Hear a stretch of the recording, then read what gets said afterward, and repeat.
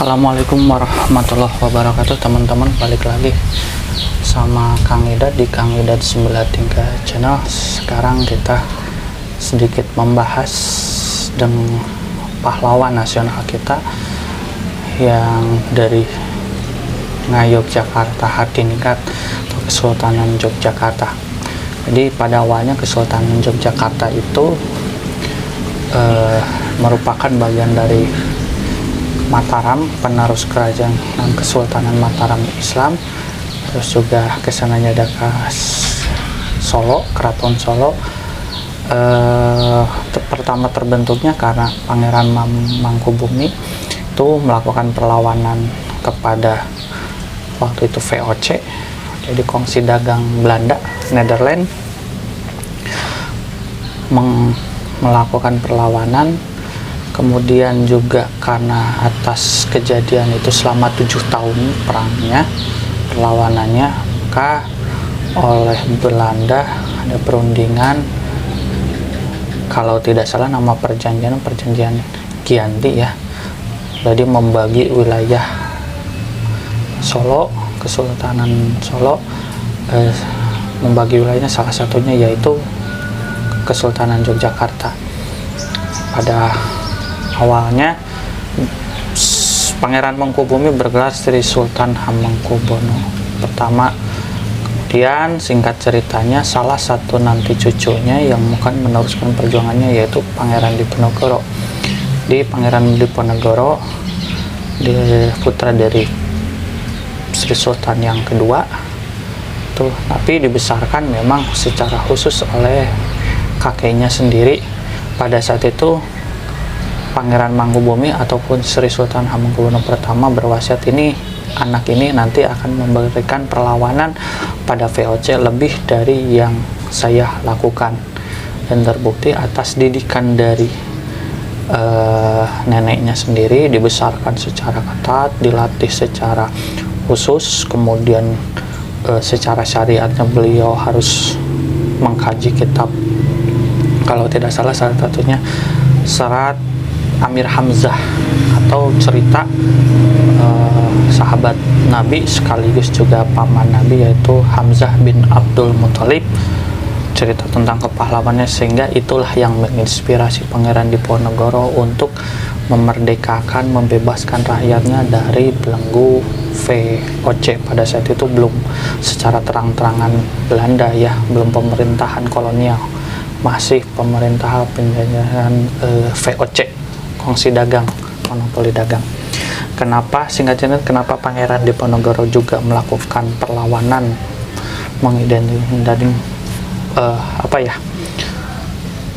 menggelorakan perang Jawa selama 5 tahun pada awalnya, karena tanah leluhurnya itu dipasangi patok untuk pembangunan VOC sendiri, sehingga tersinggung, kemudian melakukan, singkat ceritanya, melakukan perlawanan perang di Jawa. Dan menurut cerita dan fakta sejarah, karena perang Jawa itu sendiri Belanda harus mengalami kerugian besar, sampai kalau dijumlahkan selama 10 tahun, kalau tidak salah 10 tahun dari negara jajahan Belanda sendiri itu tidak akan tergantikan. Berjuta-juta gulden.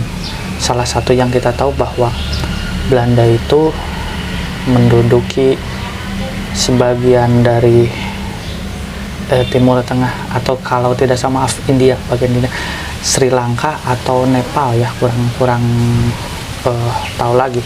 Terus juga Suriname, karena di situ banyak orang-orang Jawa yang ada di sana, berbahasanya pun bahasa Jawa.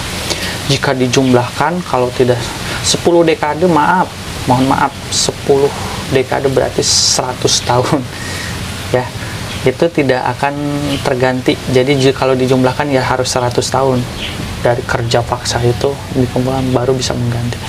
Karena waktu itu untuk membendung perlawanan Pangeran Diponegoro sendiri, harus di setiap daerah yang telah dikuasai harus dibangun benteng. Setiap daerah yang harus dikuasai harus dibangun benteng untuk memotong aliran pasokan makanan ataupun perlawanan pasukan, karena pertama perang gerilya itu adalah Pangeran Diponegoro, kemudian dijadikan inspirasi oleh Jenderal Besar Sudirman ya. Jadi pertama perang gerilya dengan pasukan yang seadanya, ataupun berpindah-pindah serangannya tidak sama, tapi memang membuat kerugian yang luar biasa bagi Belanda waktu itu ya. Nah, ada satu momen kenapa Pangeran Diponegoro bisa tertangkap waktu itu. Sebenarnya jebakan waktu itu, Van de Kock mau melakukan perundingan dengan Pangeran Diponegoro, sampai lukisannya kalau teman-teman tahu itu dilukis oleh Raden Saleh. Itu penangkapan jebakan untuk Pangeran Diponegoro, mau melakukan perundingan, tapi ternyata di situ ditangkap. Dan pantangan bagi Pangeran Diponegoro sendiri pada saat meja perundingan itu melakukan perlawanan. Beliau sendiri yang mengatakan pantang bagi beliau melakukan perlawanan atau membunuh orang yang sedang akan melakukan perundingan.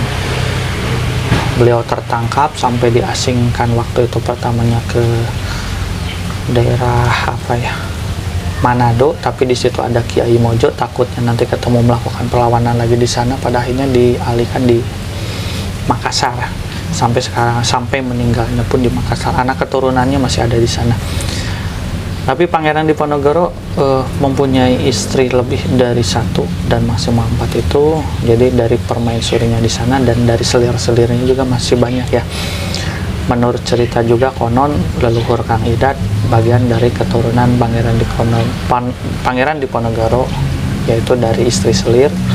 Dan salah satu ciri dari keturunan Pangeran Diponegoro adalah yang pertama waktu itu menginstruksikan anak cucunya atau pasukannya, kalau anak cucunya atau keturunannya begini, di depan rumah harus menanam pohon kemuning.